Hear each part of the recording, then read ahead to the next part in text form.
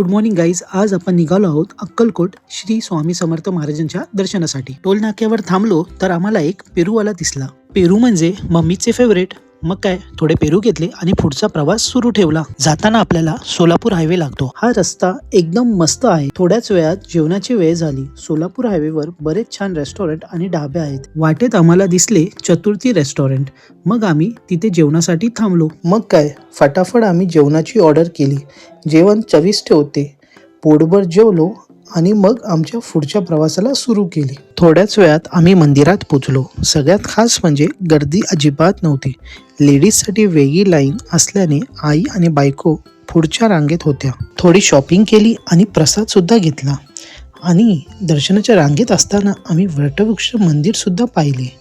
अशा प्रकारे आमचा अक्कलकोटचा प्रवास सुंदर असा झाला.